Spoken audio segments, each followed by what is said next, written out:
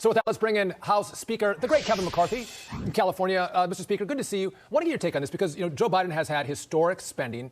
We have wild inflation. Now we have bank failures. But Joe Biden refuses to sit down and talk to you to negotiate a rise to the debt limit? Yeah, he refuses to step forward because it only makes the problem even greater if he ignores it. And think about it. You named a lot of different problems. The reason we have a bank problem is because the Democrats spent $5.9 trillion, brought us inflation. With inflation, interest rates go up, banks come in problems. What else has he done? We're paying more for gasoline because of his energy policy. We've got more Americans dying because of fentanyl because of his open border. Now we've got China thinking they're able to do something with President Xi that hasn't happened in 100 years. They're bringing Saudi Arabia and Iran together. He's sitting with Russia. He's now creating the new axis of power, something we haven't seen since the 1930s with Iran, North Korea, China, and Russia. Why? Because we've got a weak leader in the White House, and we're seeing in every aspect. When America is not strong, the rest of the world is not safe. Mr. Speaker, are there any scheduled meetings between you, the Republicans, and the White House about raising the debt ceiling or dealing with the debt limit? There are no schedules. I sat down with them, told them, look, I'll be reasonable, I'll be rational. The two things I will not do. I will not raise taxes, and I will not raise a clean debt ceiling. But if you want to sit down and find ways that we can eliminate waste and abuse, if we can sit down and we can pass policy changes, maybe we put in work requirements, help the supply chain, get people back to work. Maybe we secure the border, stop 300 Americans dying every single day. Maybe we do something on energy to lower the cost. That would be the #1 driver to lower inflation, let people keep more, and make America stronger and the world safer. He has not followed up one time. I was with him at St. Patrick's Day lunch saying, I'm waiting to come down and meet again. He told the Democrats at retreat he's going to meet with me, and I've been sitting and waiting saying, I will come any day, anytime, any night to make sure that we get a plan that puts us on a path. You know, with the bank failure, it's more important now than ever before to not have this runaway spending, to curve it. The great economist Milton Friedman said the only person that can create inflation is government spending. So true. And Mr. Speaker, at one point, you can't negotiate with yourself. At one point, if Joe Biden doesn't engage, do you cast him to the side and go over to Chuck Schumer and sit down with the Senate and try to negotiate a deal to cut spending or get some good legislative reforms and then raise the debt limit?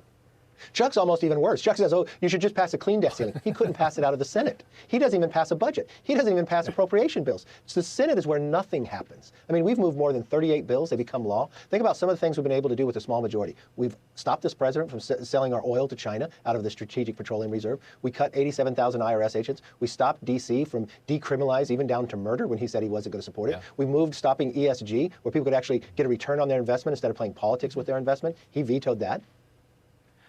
Before we move on, is this the political calculation by this White House, Mr. Speaker, is that they create another crisis with the debt ceiling by not doing anything on it and then try to lay the blame on the Republicans for all these crises that they also created?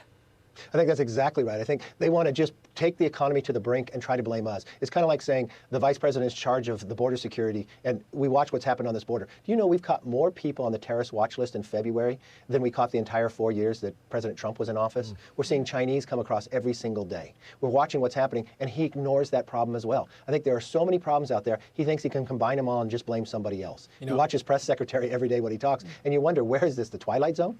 It's pretty hard to blame Kevin McCarthy or Republicans when you said all the time, I want to negotiate, I want to sit down and talk, and the president doesn't take you up on it. But you mentioned Karine Jean-Pierre, and I want to move to this because Peter Doocy asked the White House press secretary about how new House oversight info into Joe Biden's family making money off of China. And after she refused to respond, she said, it's all lies. Listen to this, Mr. Speaker. House oversight says they've got bank records showing a Chinese energy company paying 3 Biden family members through a third party. What were they paid for? Look, I'm just not going to respond to that from here. Look, we have heard from House Republicans for years and years and years how the inaccuracies and lies when it comes to this issue. And I don't even know where to begin to even answer that question because, again, it's been lies and lies and inaccuracy for the past couple of years, and I'm just not going to get into it from here. Mr. Speaker, it's a known fact that the money came in to a friend of the Bidens and then was distributed to the Biden family. And Karine Jean-Pierre sits at the podium and says it's all lies and actually gets away with it. How do you deal with such lies that come from the White House? It's just so frustrating. I'm glad you're showing it so the rest of Americans can see it because they're ignoring it. It's exactly what happened. I was sitting at our retreat last week, and they told me that the Bidens were very upset because that we found this out. And I said, what were they most upset about? Were they upset that they only got $1 million out of the $3 million? Were they upset that they had to pay taxes on the money? Because what did they actually do with this money? Yes. The Bidens actually came out and said it was seed money to create a company, but nothing ever went forward. You got one Biden that they've never talked about before that is a school counselor. What did she do for that money? It's very interesting that we've watched this entire Biden family, that they tried to hide the information information. Well, this isn't the last. We have a lot more to go that will show the entire American public what money he was getting from China, and the real question he'll eventually have to answer. Even CNN began to question it. Mr. Speaker, the House Republicans have only had subpoena power for about 2 months. A lot has come out because of that power. Can you give us any insight or any additional information into what James Comer and the Republicans have found out that we might not know yet?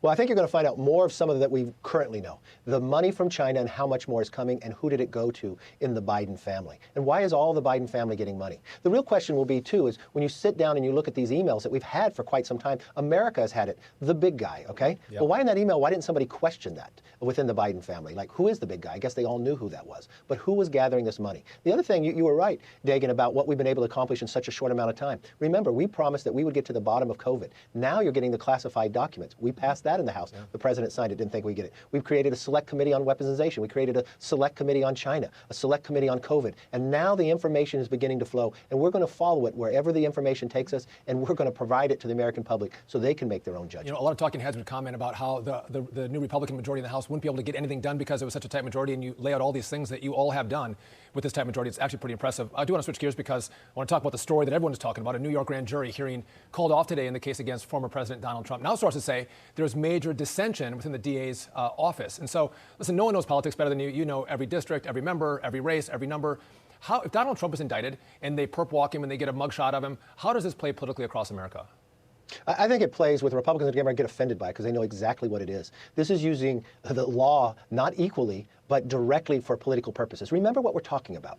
This is not the Attorney General of New York. This is not even the Attorney General of New York City. It is a borough, Manhattan only. He's looking at a case that, you know, the statute of limitations are gone from. He's looking at a case that everybody else says nothing has gone wrong in it. He is a DA who prides himself on not prosecuting people. We've known, you know what's happening in the city today, and that he lowers felonies to misdemeanors. And he's going after this just for political purposes. The one thing that America respects is the rule of law applied equally everywhere. You can look at, remember what Hillary Clinton's campaign did. They sent $1 million to an attorney. Why did they send $1 million to an attorney? Because the attorney then paid for a fake dossier. It was investigated, right? But they weren't prosecuted. But Hillary's campaign ended up paying $8,000. And what did the DNC pay? They paid about $105,000. There's no equal justice here. And I hope that the jury actually sees, the grand jury, that this is not where they should move forward, is not what America wants to see, and that we believe in equal justice. And this is just wrong.